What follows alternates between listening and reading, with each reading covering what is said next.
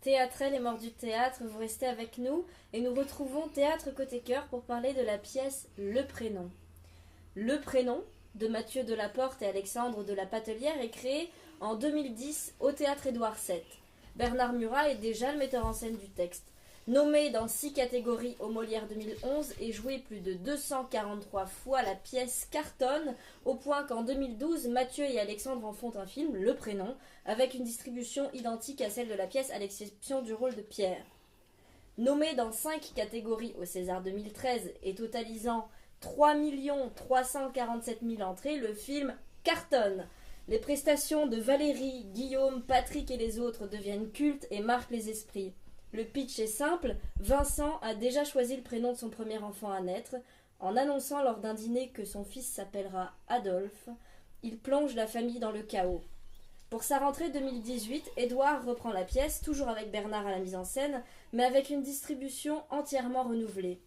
Sur Twitter, Spectative dit « Le Prénom, une pièce bien ficelée, une mise en scène rythmée et charmante, des comédiennes et des comédiens de haut vol. Un fichu bon spectacle que je recommande pour une soirée plaisir. » Mort du théâtre. Une soirée plaisir, c'est pas vraiment ce que j'aurais dit. Moi, j'adore le film. Je n'ai pas vu le premier spectacle, je n'ai vu que le film. C'est un film culte pour moi, je le vois souvent. Et c'est vrai que j'ai été très déçue par les comédiens, en fait, dans ce spectacle. Ils ne m'ont pas fait rire. Je les ai trouvés à côté de leur rôle. J'ai vu la couturière, donc voilà, je ne sais pas ce que ça donne aujourd'hui, mais je les ai pas du tout trouvés ensemble. Ils formaient pas du tout un groupe d'amis. J'ai pas senti de complicité. Je les ai entendus beaucoup crier. Je les ai pas du tout sentis dans leur rôle et ça m'a dérangée et j'ai pas ri. Et si je ris pas sur le prénom, il y a quelque chose qui cloche. Théâtre Côté Cœur.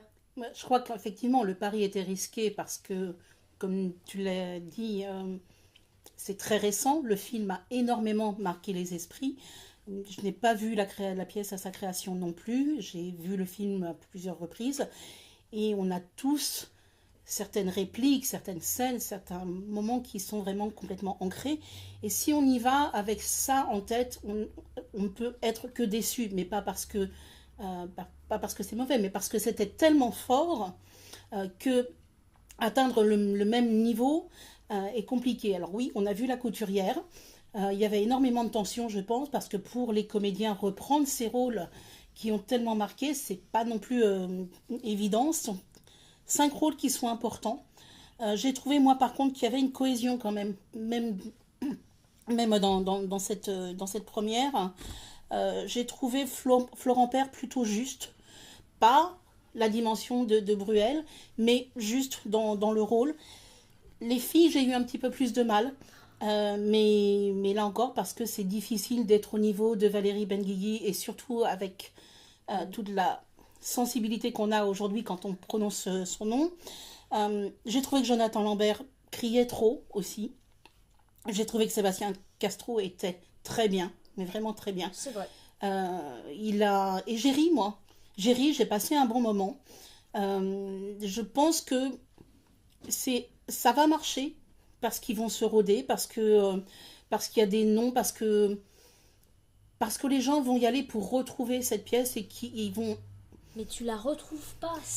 Franchement, moi je ne comprends pas cette proposition. C'était trop tôt, tu l'as dit. C'est trop, c'est tôt. Je suis d'accord, c'est trop. Maintenant, j'ai plusieurs personnes autour de moi qui sont allées justement sur le prénom, sur la pièce, sur le texte, sur le souvenir de ce film et qui sont sorties enchantées. Moi, je m'interroge aussi surtout sur l'intérêt de remonter le prénom. Bon, c'était en 2011, donc c'était effectivement il y a 7 ans. Ma foi, pourquoi pas, on voit bien des Tartuffes tous les ans au Théâtre Saint-Martin. Mais... c'est pas non plus le même genre de texte. C'est vrai. Mais voilà, à part faire je vais pas dire un coup commercial, mais remplir le théâtre en prenant aucun risque, si ce n'est de changer la distribution, et là en prenant des humoristes qui sont, je crois, connus, même si je n'en connaissais, je les connaissais pas, ni Florent Père, ni... Si, Jonathan Lambert un petit peu. Je vois pas trop l'intérêt, je trouve effectivement que c'était pas trop pas très très bien incarné. Jonathan Lambert, pardon. Alors il était effectivement très stressé, ça se voyait, on était au premier rang. Oui. À un moment, il tremblait presque. Alors, on va peut-être lui trouver des circonstances atténuantes et peut-être que maintenant, ça va mieux. Moi, j'ai des réserves également sur le texte, en fait, parce que c'est encore un peu toujours ce qu'on voit beaucoup dans le théâtre de divertissement, le théâtre de boulevard, le théâtre parisien. Le règlement de compte au sein d'un groupe d'amis ou familial pendant un dîner. Ce sont en général des professions supérieures. C'est soit des quadrats de gauche, soit des quinquas de droite. Ça se ressemble beaucoup, toutes ces comédies se ressemblent et finalement je trouve qu'au bout d'un moment c'est pas très créatif. Mais je suis d'accord avec ce que tu dis, c'est-à-dire qu'on se rend compte que finalement le texte a du mal à passer. C'était pas un spectacle de texte, c'était un spectacle de comédien. Or, quand on les a vus, à mon avis, ils n'étaient pas prêts. Moi qui adore Marie-Julie Beaupe, j'ai eu du mal à le dire, mais ça allait pas du tout. Non seulement parce qu'elle a l'horreur de devoir passer derrière Valérie Benguigui, et dont on se souvient de ces scènes qui t'arrachent le cœur, mais en plus parce qu'elle était à côté, je sais pas, il a choisi de la diriger à mon avis très différemment Pour faire la Valérie Benguigui du pour film jouer le en tout contraste. cas. Oui. Mais du coup il y a quelque chose qui va pas, elle l'avait pas trouvé son personnage le soir où on y était, et c'était très dur parce que son monologue il est long quand même, donc c'était dur. Souffrait un petit peu avec elle, je suis d'accord. Oui, alors que vraiment c'est une comédienne que vraiment on admire beaucoup, et c'était vraiment pas agréable comme moment, et je suppose que ça devait pas être très agréable pour elle non plus sur scène. Donc oui, c'est une grosse déception de mon côté. Si ça marche côté public, tant mieux, mais je trouve quand même que c'est pas très classe de remonter là-dessus en espérant en faire un succès, en attirant les gens sur ce nom, avec des places qui sont quand même les places les plus chères de Paris, sur un spectacle qui n'était pas forcément fini. C'est pas très classe. Je suis d'accord, je pense qu'il y a un coût commercial qui est derrière. Je suis d'accord sur le fait que ça soit trop tôt. Maintenant, je pense que ça va trouver son public. Parce que c'est pas mauvais non plus. Les gens vont y aller, ça va trouver son public, c'est certain. Mais pourquoi est-ce qu'on ne propose pas un autre texte ? Pourquoi est-ce qu'on ne fait pas découvrir quelque chose d'autre plutôt que de refaire éternellement les mêmes choses ? Ça, c'est un peu le problème de la création. Tu sais, il y en a qui font découvrir des textes qui ne sont plus montés, et puis ça ne vaut pas forcément le coup. Hein. C'est vrai. Je vise personne, mais quand même. Vous avez jusqu'au 6 janvier pour aller voir ou revoir Le Prénom de Mathieu Delaporte et Alexandre de la Patelière, mis en scène par Bernard Murat au théâtre Édouard VII. Les représentations ont lieu du mardi au samedi à 21h, avec des matinées le samedi à 17h et le dimanche à 15h30. C'était la dernière pièce au programme de cette 15e émission de Radio Mortimer. Théâtre Côté Cœur, avant de nous quitter, tu voulais partager un coup de cœur ? Oui, alors, je vais commencer par partager un regret. Tu l'as dit, nous n'avons chroniqué que 4 pièces. Nous en avions prévu 5, nous avions prévu le procès. Et, le procès, donc d'après Kafka, mis en scène par Christian Lupa, qui se joue actuellement au théâtre de l'Odéon. Et nous ne pouvons pas le chroniquer parce que nous avons pour principe d'avoir au moins 3 chroniqueurs pour chaque chronique. Et 2 d'entre nous n'ont pas pu assister à la totalité du spectacle suite à l'annulation, suite à un problème technique. On aurait certainement eu des débats assez passionnés sur ce spectacle. Je vais donc en venir à mon coup de cœur, qui est un spectacle qui se joue au théâtre des Béliers parisiens. Ça s'appelle Les Crapauds Fous. C'est l'histoire de deux médecins polonais qui, pendant la guerre, ont sauvé plus de 6000 juifs de leur village en faisant croire aux Allemands que le typhus était arrivé dans ce village. Maladie extrêmement contagieuse qui fait que les Allemands n'osaient pas du tout rentrer dans le village de peur d'être contaminés. Et en fait, il y en a un qui a eu l'idée simplement de vacciner un de ses amis qui devait être envoyé en camp de travail et de faire des analyses de sang. Puisqu'il venait d'être vacciné, il était porteur du typhus. Et ils ont réussi à tenir comme ça pendant des mois, des années. Et cette pièce est mise en scène avec beaucoup de fraîcheur, avec beaucoup d'énergie. Il y a 9 comédiens, dont Charlie Fargalia et Gaël Cotta, qui jouent les 2 jeunes médecins qui sont absolument magnifiques d'enthousiasme et de fraîcheur et d'émotion. C'est plein d'humour.